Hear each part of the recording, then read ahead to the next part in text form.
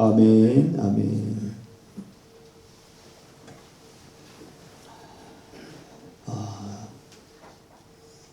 우리가 군대 생활할 때만 해도 한 30개월 정도 군대 생활을 하면서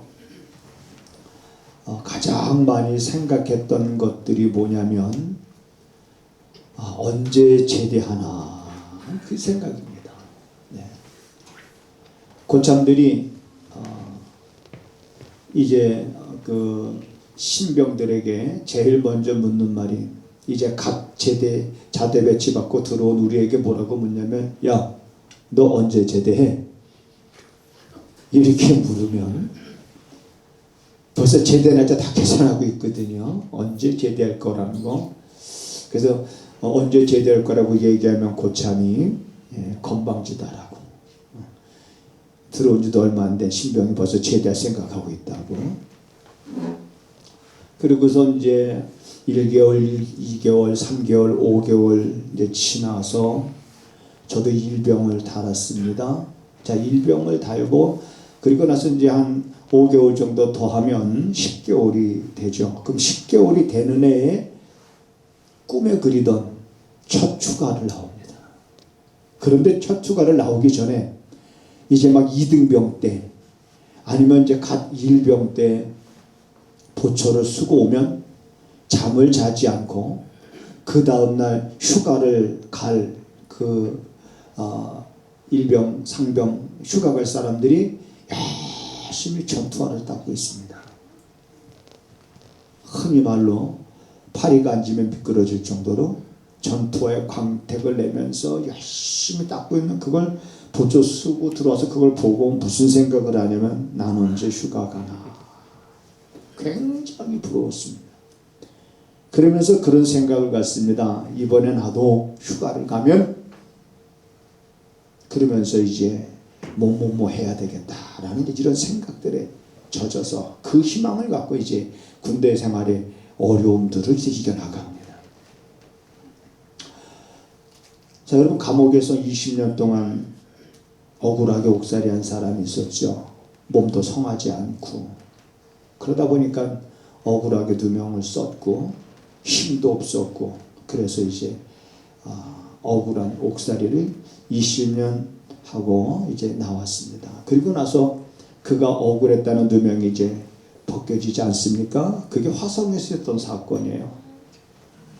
근데 이제 그 사람을 인터뷰하는데 당신이 죄가 없는데도 불구하고 당신에게 죄를 뒤집어 씌워서 당신은 20년 동안 옥살이하게 한 그 사람들을 어떻게 당신 하고 싶은가? 라고 이제 기자가 인터뷰하는 과정에 물었을 때 그가 그런 대답을 합니다. 용서해야죠. 이런 말을 합니다.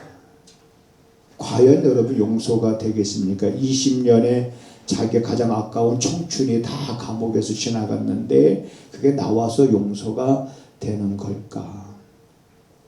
그는 감옥에 있으면서 내가 이제 감옥에서 나가기만 하면 뭐 해야 되겠다라는 어떤 생각을 아마 했을 겁니다. 마치 우리가 아까 내가 말했던 것처럼 군대에서 야 내가 휴가 나가면 뭐 해야지 이런 생각을 가졌던 것처럼 내가 감옥에서 나가면은 뭐 할까. 우리나라는 뭐 그렇게 노예 제도가 없었습니다만은 뭐 어떤 종의 문화는 있었죠. 노비라든지. 미국에는 노예 제도가 있었잖아요. 남북이 전쟁한 것도 노예 해방 문제로 전쟁을 한 거 아닙니까?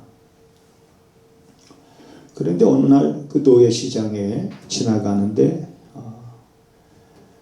이제 좀 시끄러워서 그 노예 시장을 지나가는 사람이 바라보니까 노예가 이제 팔려가기 직전에 서로 헤어지지 않으려고 막 몸부림치는, 그러니까 엄마와 그 다음에 그 자식인데 노예로 같이 팔려가는 게 아니라 따로따로 팔려가는 거예요. 그 광경을 지켜보던 사람이 아마 측은하고 불쌍하고 그런 생각이 들었는지 그 노예, 엄마 노예, 그 자식 노예를 값을 지불하고 노예를 본인이 삽니다. 사고 그 노예의 어떤 모든 문서를 그들에게 주면서 이제부터 당신들은 노예가 아니라 자유의 몸이 됐으니 이제는 원하는 데 가서 사십시오 라고 그랬습니다. 그랬을 때 그 노예 중에 이제 엄마겠지요. 자, 생각지도 못했던 그러한 일이 이제 본인에게 벌어지지 않았습니까? 자녀와 떨어져서 노예 생활을 해야 된 그 상황, 그 위기 속에서 이제 그 위기를 모면하고, 그 다음에 이제 노예 신분으로부터 자유를 얻었는데, 내가 노예만이 아니었다면, 내가 자유만 얻는다면은 내가 이렇게 살아야지라고 하는 그런 꿈을 한 번쯤 꿀 수 있지 않겠습니까? 그런데 정말 자기가 꿈을 꾸던 대로 이제 자유를 얻었어요. 자유를 얻었는데, 그는 자기가 그렇게 꿈에 그리던 얻은 자유를 가지고 무엇을 선택하냐면, 자기를 노예에서 사서 노예 문서를 찢어버리고 그 노예에서 해방시켜주는 그분을 향해서 당신을 섬기면서 평생 살고 싶습니다. 다시 말하면 당신의 종이 되어 살고 싶습니다. 자, 똑같은 노예입니다. 그런데 두 번째는 뭡니까? 자기 스스로 자율적으로 저분의 노예가 돼서 산다 그러면 행복하겠구나. 저분의 노예가 돼서 내가 산다 그러면은 정말 내 삶이 부끄럽지 않겠구나. 당신의 노예로 살 수 있도록 허락해 주십시오. 자, 이런 이야기가 그 책에 보면 적혀 있는 걸 우리가 보게 됩니다. 근데 그런 걸 읽으면서 그냥 뭐 대수롭지 않게 넘어갈 수도 있고, 또 생각을 하면 또 많은 또 어떤 깨달음을 우리에게 주기도 합니다. 오늘 여러분 우리가 이 로마서를 보면서 1장 1절에 바울이 뭐라고 말하냐면 이렇게 말합니다. 예수 그리스도의 종, 그랬습니다. 예수 그리스도의 종 바울은, 그랬습니다. 그러니까 바울은 자기 자신에 대해서 어떻게 표현하냐면, 당신은 누구요? 라고 물었을 때 나는 예수 그리스도의 종이다, 이렇게 말하는 거예요. 누가 여러분 자기를 종이라고 표현하기를 좋아하겠습니까? 근데 바울은 예수 그리스도의 종이라고 이렇게 자기를 표현하거든요. 그런데 여러분 우리가 이걸 알아야 됩니다. 예수님은 우리를 종으로 삼지 않았어요. 그분은 우리를 종으로 삼지 않았습니다. 종으로 삼지 않고 오히려 우리를 죄에서 해방시키신 분이에요. 너희는 본래 죄의 종이더니, 본래 죄의 종으로 타던 사람들이고 죄인의 신분이고, 그런 우리들을 예수님은 이제 죄에서 해방시키시고, 그리고 이제 다시는 죄의 종로로 타지 않고 살아갈 수 있는 자유를 이제 주셨기 때문에, 주님의 주신 그 은혜대로 이제는 우리가 정말 내 삶을 그렇게 펼쳐갈 수가 있는 겁니다. 그런데 바울은 스스로 자율적으로 이제는 자기를 뭐라고 부르냐면, 나는 예수 그리스도의 종이다 라고 말하는 것은 그분의 은혜가 얼마나 크고 놀라운 것인지를 알기 때문에 그렇습니다. 종이라는 말은 헬라어로 둘로스라고 표현을 합니다. 둘로스, 아마 이 화성에 보면 관광버스 가운데 둘로스라는 관광버스를 많이 볼 수 있을 거예요. 이 화성이 있기 때문에 아주 자주 지나다닙니다. 거리에 둘로스, 종이라는 거예요. 그런데 둘로스라고 하는 단어에 그 의미가 있습니다. 그 의미를 보게 되면 주인의 소유가 되어 자유가 없는 노예. 이게 그냥 우리나라 말로는 그냥 종 그러면 종이지만, 헬라어로 표현할 때는 그냥 둘로스라는 단어를 씁니다. 주인의 소유가 돼서 자기에게는 이제 자유가 없다. 그 이러한 노예라고 하는, 이러한 종이라고 하는 것을 바울이 스스로 둘로스라고 자기가 이렇게 표현한 것은 바로 그냥 나는 내가 기꺼이, 나는 이제 내가 기꺼이 그분을 주인으로 이제는 내가 스스로 내가 주인으로 섬길 것을 내가 스스로 이제는 선택해서 나는 평생 그분의 종으로 내가 산다 할지라도 나는 그분의 은혜를 다 갚을 수가 없기 때문에 이제 내 남은 인생은 나는 그분의 종으로 살겠다라는 이제 그러한 의미가 담겨져 있습니다. 그래서 이 단어는 나는 예수 그리스도의 종이다 라고 하는 말 한마디지만 그 한마디 속을 우리가 자세히 들여다보게 되면 이러한 고백과 결단과 그의 신앙과 그리고 그가 어떻게 살겠다고 각오했는지 그의 자세와 그런 모든 그 사람의 어떤 인격을 우리가 볼 수 있는 겁니다. 오늘 우리들이 이런 고백을 할 수 있을까요? 여러분, 목사를 가리켜서 주의 종이다 이렇게 표현하잖아요. 근데 사람들이 주의 종 이렇게 표현을 하는데 누군가가 당신은 주의 종이요 라고 말해서 주의 종이 아니라 종이라고 하는 건 내가 선택을 해야 되는 거예요. 내가 선택을 해서 주의 종으로서 정말 내가 하나님께로부터 부름을 받고 하나님의 그 은혜를 알고 나면서부터 그 은혜가 얼마나 크고 놀라운지 내 스스로가 이제는 나의 삶은 나는 당신의 종으로 이제는 살겠습니다라고 하는 그러한 고백이 진정한 의미가 있는 고백이고 지금은 그냥 사람들이 형식적으로 제도적으로 그저 부르기 좋게 주의 종 그러나 목사만이 주의 종이 아니라 나는 여러분들도 동일한 이런 고백을 할 수 있는 은혜를 경험할 수 있게 되기를 주님의 이름으로 축복을 드립니다. 아멘. 우리는 정말 주의 종으로 당신의 종 예수 그리스도의 종이라고 자기 자신의 신분을 그렇게 밝히기까지 그가 받았던 은혜가 얼마나 놀라운 것인지를 우리는 거기에도 관심을 가져야 됩니다. 그 은혜가 하나님 내게도 있게 하시옵소서.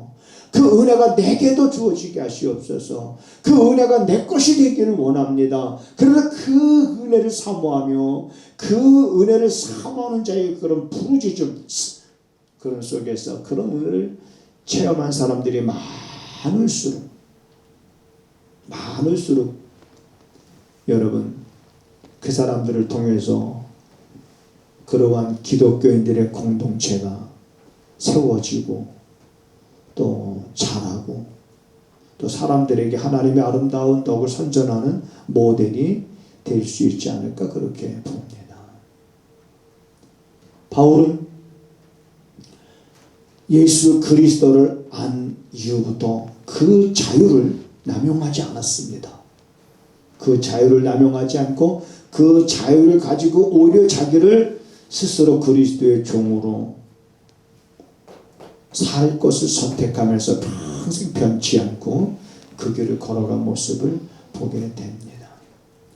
근데 우리들은 그러한 결단과 결심에 오래가지 못할 때가 참 많습니다.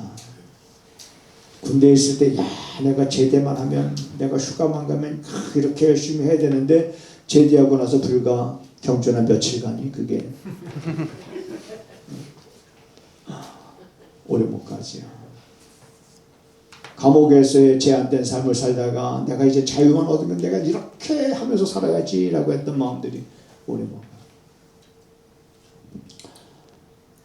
나는 오래 가고 안 가고 그걸 떠나서 먼저 여러분들이 그런 결단을 할 수 있는 그 은혜가 먼저라고 생각을 합니다.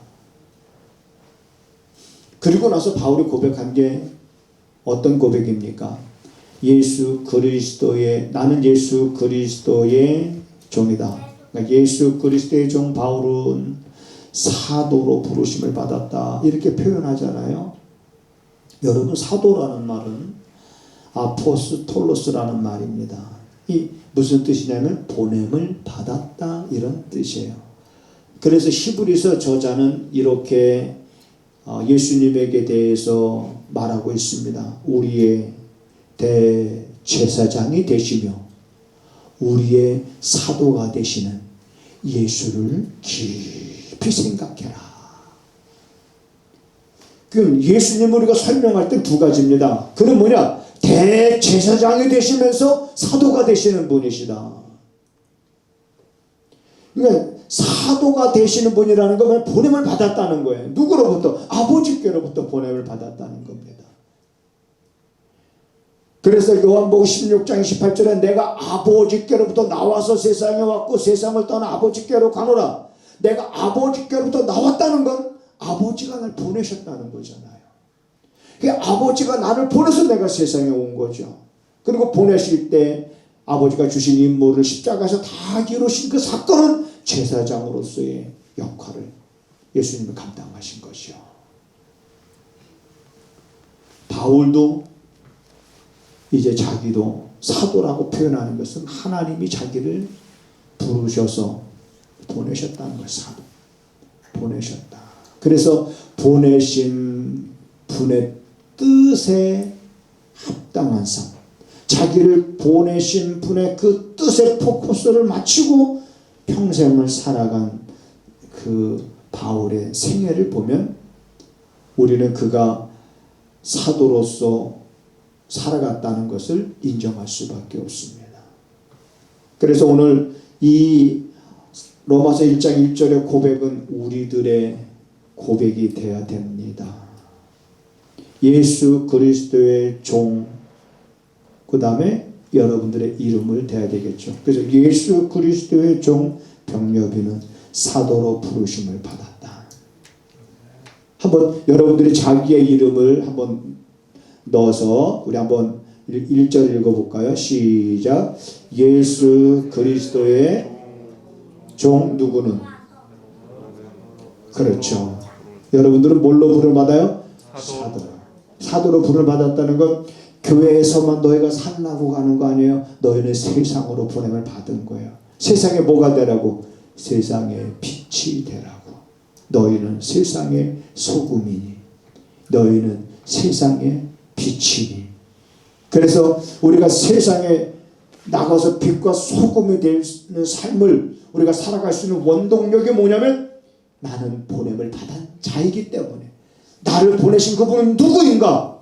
그분의 은혜를 알기 때문에, 그분의 대속의 은혜를 알기 때문에 그분의 보내심을 기뻐하며 그분의 뜻에 합당한 삶을 내가 살아야 될 것은 바로 선하게 공존한 저 세상에서 빛이 되고 소금이 되는 거다.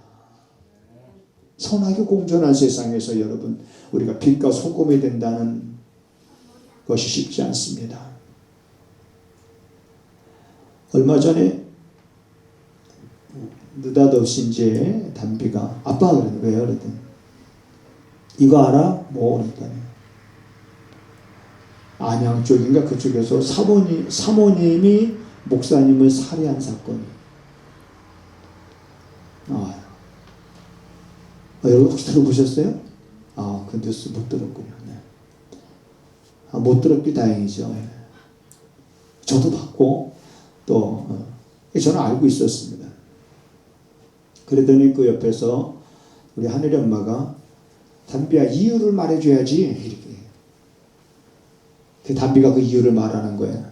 그 이유가 뭐냐면 목사님이 바람을 폈대요. 목사님이 외도를 했답니다. 그러니까 우리 하늘이 엄마가 담비한테 그 이유를 말해줘야지 이 말은 나한테 꼼짝하지 말고 그런 의미가 담겨져 있겠죠. 네. 그래서 제가 용서해야지. 외도해도 용서해야지. 네. 우리가 세상에서 빛으로 산다는 게 그리 어려운 거예요. 그 용서가 참 가능한 일이 아니잖아요. 근데 내 안에 끓어오르는 울분과 이런 감정을 우리가 이걸 우리 힘으로 다스릴 수 있는 문제가 아닙니다. 그분의 은혜가 아니면, 그분의 도우심이 아니면, 그분이 내게 힘을 더하지 아니하면 20년 동안 억울하게 옥살이하고 나온 그가 여러분 얼마나 자기를 이렇게 자기 인생을 망가뜨린 사람들에 대한 분노가 치밀어 올랐겠습니까? 그럼에도 불구하고 그들을 용서한다고 말했던 것처럼 형들이 시기해서 동생을 인신매매로 팔아 넘겼습니다. 자기를 팔아먹은 형들에 대한 분노가 얼마나 또 요셉은 컸었겠습니까? 그런데 그 형들에게 복수할 수 있는 기초로의 기회가 왔어요. 그리고 형들도 이제는 죽었구나 그렇게 생각을 했겠지요. 왜? 자기 잘못을 아니까. 애굽의 총리로 요셉이 있는 걸 알아보는 순간 형들은 깜짝 놀랐을 겁니다. 이젠 죽었구나. 그런데 여러분, 요셉은 그 형들을 위로하잖아요. 형들이 나를 파는 것으로 인하여 근심하지 마소서. 형들이 나를 판 것이 아니라 그런 방법을 통해서 하나님이 나를 먼저 이 애굽 땅에 보내셔서 이 어려운 때를 이렇게 이겨나가게 하심이 아니겠느냐. 그러면서 여러분, 요셉이 결혼을 해서 아들을 낳았어요. 아들을 낳았을 때 첫째 아들의 이름을 므낫세라고 줬습니다. 이 므낫세의 이름의 뜻이 무엇인지 아시는 분? 이거 아시면 제가 맛있는 점심을 사드리겠습니다. 정말 여러분 먹고 싶어하는 거 사드리겠습니다. 므낫세. 가온아. 가온이 눈빛이 달라졌어요. 아니, 므낫세. 자, 모든 것을 하나님이 잊게 하셨다. 아들을 낳고 나서 그런 모든 감정들 왜 없겠습니까? 그렇지만 하나님이 잊게 하셨다라고 하는 칭표로 자기 아들의 이름을 므낫세라고 지은 거예요. 그 므낫세를 볼 때마다 요셉은 뭐예요? 잊게 하신 하나님. 잊어버려야지. 하나님 잊게 하신 건데 잊게 하신 하나님. 그래, 그걸 이겨나갈 수 있었던 겁니다. 오늘 우리들이 선하게 공존하는 세상에서 어떻게 보면 불의를 행하는 사람들이 더 득세하는 걸 보게 됩니다. 적당하게 법을 어기고 거짓말하고 편법을 하고 세상에 권력을 써서 자기 하고자 하는 것들을, 그래서 이런 사람들이 더 득세하는 것처럼 보이는 세상에서 여러분, 우리가 그렇게 살아갈 수 있다는 것은 결코 만만하지 않습니다. 그래서 예수님도 그 길은 좁은 길이다 그렇게 말하고 있는 거예요. 문제는 뭐냐? 그 좁은 길 가는 사람이 별로 없다는 거예요. 예수님도 아셔요. 사람들이 그 길이 생명의 길이다라고 말했음에도 불구하고 생명의 길로 가는 사람들이 많지 않다는 거예요. 멸망의 길이라고 말했는데 오히려 멸망의 그 길로 가는 사람들이 많은 거예요. 좁은 길로 가는 사람들이 많지 않아요. 그런데 여러분, 그 많지 않은 사람들 가운데 바로 여러분들이 포함되어져 있기를 주님의 이름으로 축원합니다. 많지 않지만 그 많지 않은 사람들 가운데 내가 있어야 된다는 겁니다. 여러분이 거기 있어야 된다는 거예요. 여러분의 자녀들이 거기에 포함되어져 있어야 된다는 겁니다. 우리는 세상의 것을 부러워하며 사는 자가 아니에요. 세상의 것을 얻으려고 사는 자가 아니에요. 세상에 살면서 세상의 것들이 좋게 보이긴 하지만 그런 것들은 필요 이상의 욕심을 내면서 살아가는 존재가 아닙니다. 우리를 부르시고 우리를 택하셔서 세상으로 다시 보내신 그분의 뜻에 합당한 삶을 우리가 살아가요. 이걸 깨닫게 하는 것이 뭐냐면 그게 복음인 거예요. 그래서 바울은 자기 자신을 이렇게 종으로 자기의 정체성을 분명히 하고 그리고 나서 사도로 보냄을 받아서 사도로 보냄을 받으면 바로 그 이유와 목적이 뭐냐? 바로 이 복음 때문이었다. 그래서 2절에 이렇게 말하고 있습니다. 이 복음은 하나님의 선지자들로 말미암아 그의 아들에 관하여 성경에 미리 약속하신 것이라. 여기서 신약에서 말하는 성경은 구약을 말합니다. 그러니까 구약은 뭐냐면 예수님께서 오실 것에 대해서 그분이 오셔서 어떤 일을 행하실 것이고 어떠한 죽음을 당하실 것인가에 대해서 이미 선지자들에게 다 입을 통해서 예고하셨고 그것을 기록한 것이 구약이라는 거예요. 자, 아이러니컬한 사건들이 있습니다. 유대인들도 하나님을 믿어요. 근데 유대인들이 얼마나 철저히 하나님을 믿는지 대단합니다. 유대인들이 믿는 하나님, 오늘 우리가 믿는 기독교인들이 믿는 하나님 같은 하나님인데 이 유대인들은 성자 하나님을 안 믿어요. 그들은 성부 하나님만 믿는 거예요. 그러니까 예수님 시대도 마찬가지입니다. 유대인들이 그들이 뭐냐면 그들은 구약 중에서도 모세 율법을 아주 철저하게 믿고 자녀들에게 가르치고 합니다. 그러면 그들이 모세 율법 하면은 창세기, 출애굽기, 레위기, 민수기, 신명기서를 우리는 모세의 율법서다 이렇게 표현합니다. 그리고 누가 기록했느냐? 모세가 기록을 했습니다. 어떻게 모세가 그 시대에 살지도 않았는데 그걸 기록할 수 있느냐? 이건 우리 머리로 이해되지 않지만 하나님께서 하신 거죠. 하나님께서 모세에게 과거를 볼 수 있고 그래서 과거의 창세기서부터 그거를 얼마든지 기록할 수가 있는 거. 모든 성경은 사람이 기록하지만 결국 저자는 성령께서 그를 통해서 기록한 거기 때문에 구약과 신약이 틀리지가 않는 거예요. 자, 그래서 예수님이 오셨을 때도 유대인들이 예수님을 믿지 않습니다. 그리고 그들은 예수님을 배척을 하고 그러면서 그들이 뭐라고 말하냐면 자기네들은 오직 이 모세를 더 신뢰합니다. 모세를 믿어요. 그러니까 예수님께서 답답해 하신 게 뭐냐면 야 너희들이 모세를 믿는다고? 너희들이 모세 창세기, 출애굽기, 레위기, 민수기, 신명기 여기에 쓰여진 이 글을 믿는다고? 그렇다면 당연히 너희가 나를 믿었어야지. 왜? 모세가 내게 대하여 기록했는데 너희들이 모세를 믿는다고 하면서도 어떻게 나를 믿지 않을 수가 있느냐? 이렇게 예수님이 그들에게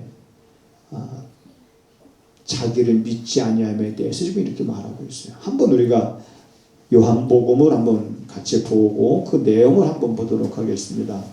자, 요한복음 5장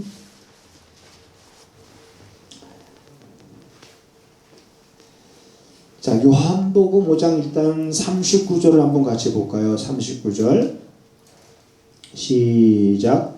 너희가 요한복음 5장 39절이에요. 너희가 성경에서 영생을 얻는 줄 생각하고 성경을 상고하거니와 이 성경이 곧 내게 대하여 증거하는 것이로다. 자, 예수님께서 이제 유대인들에게 하는 얘기예요.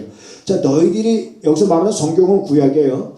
자, 너희들이 성경에서 영생을 얻는 줄 생각하고 열심히 너희들의 성경을 보고 있지만은 그러나 그 성경에서 말하고자 하는 것은 바로 내게 대하여 증거하고 있는 것이다. 40절에 보면 그러나 너희가 영생을 얻기 위하여 내게로 오기를 원치 아니하노라. 다시 말하면 너희가 영생을 얻으려고 너희가 성경을 열심히 보느냐? 아니다. 이 성경은 영생의 주인인 누가 영생을 주시는지 그 주실 분에 대해서 기록하고 있는 것이다. 그렇다면 너희가 영생을 얻기 위해서 당연히 내게로 와야 된다는 거예요. 그런데도 너희들은 영생을 얻기 위해 성경을 보면서도 우리의 영생의 주인인 나를 너희들이 내게로 오지 않는다. 이렇게 지금 예수님이 그들의 잘못된 것을 지적하는 거지요. 자, 그러면서 46절을 보겠습니다. 46절 같이 시작. 모세를 믿었다면 또 나를 믿었으리니 이는 그가 내게 대하여 기록하였음이니라. 그래, 너희가 정말 모세를 믿었다라고 하면은 당연히 나를 믿었을 것이다. 왜? 모세가 내게 대하여 기록했다 라고 자 말하고 있습니다. 여러분, 구약은 이 모세의 율법과 그 다음에 선지자의 글이에요. 선지자들 다 선지자들이죠. 예레미야서, 이사야서, 호세아서, 뭐 말라기, 뭐 요나 다 선지자들입니다. 근데 이 선지자들이 한 말은 무엇이냐면 바로 예수 그리스도에 관해서. 자, 우리가 사도행전을 한번 같이 우리가 지난달에 사도행전을 살펴봤죠. 자, 사도행전을 한번 보겠습니다. 3장, 사도행전 3장에 보면 자, 사도행전 3장에 보면 18절에 읽어보겠습니다. 시작.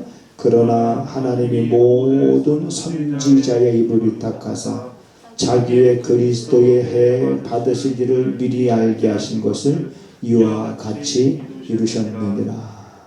자, 지금은 이렇게 한 구절만 찾아봤습니다만 일단 주보에 기록해 놓은 것 외에도 보면은 구약의 모세율법과 선지자들의 모든 글들이 누구에 대해서 말하고 있냐면 오실 예수에 대해서 말하고 있습니다. 그리고 신약은 뭡니까? 구약에서 말한 오실 예수께서 그 말씀하신 대로 오신 예수를 보여주고 있어요. 그게 초림이죠. 그리고 신약은 거기에 플러스 또 다시 오실 예수님을 말하고 있습니다. 그 또 다시 오실 예수님 뭡니까? 재림을 말합니다. 그래서 초림은 구원이 목적이고 재림은 구원이 아니라 심판입니다. 그래 그리스도의 재림은 이제 언제 그분이 오실는지 우리가 알지 못하지만 성경이 분명히 약속하고 있는 거기 때문에 그분이 재림하실 때 그것이 따라서 하시겠습니다. 구원의 완성이다. 그러니까 지금은 구원의 완성이 아니라 계속적으로 진행입니다. 그리고 구원의 완성 그날이 우리에게 이르기까지 우리는 예수 그리스도의 종으로서 그리고 그분의 사도로서 우리가 부름을 받았으니 거기에 합당한 삶을 우리는 선하게 공존하고 악인이 득세하는 이 세상에서 불평과 원망에 섞여서 살아갈 것이 아니라 그러한 모든 것들조차도 문제로 삼지 않고 오직 믿음의 사람으로서 여러분 우리가 말씀 위에 굳게 서서 하나님의 사람으로서 자, 이 결론의 말씀을 우리가 디모데후서 3장 17절에서 보겠습니다. 디모데후서 3장 17절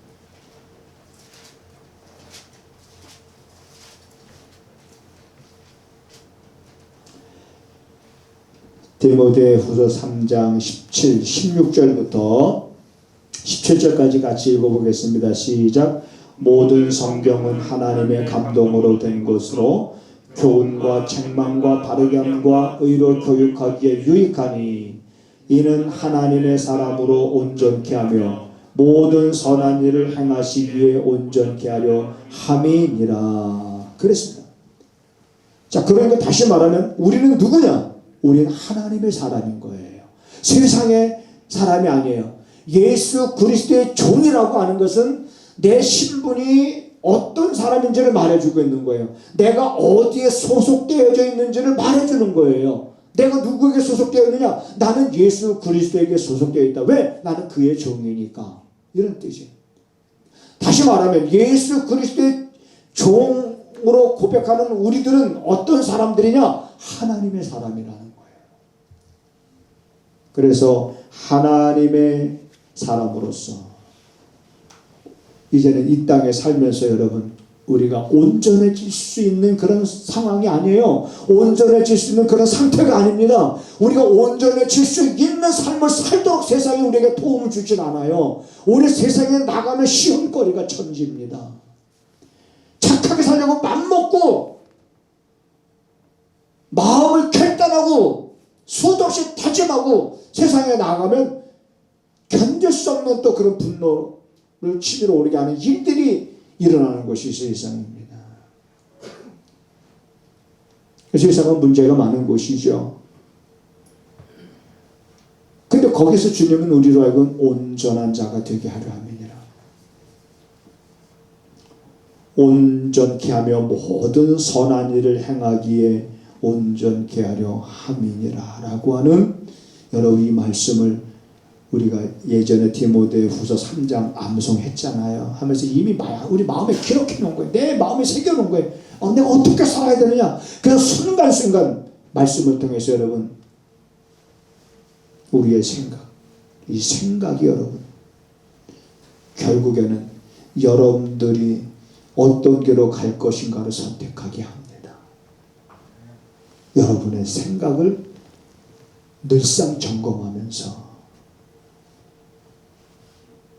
마귀로 여러분 틈을 타지 못하도록 깨어서 순간순간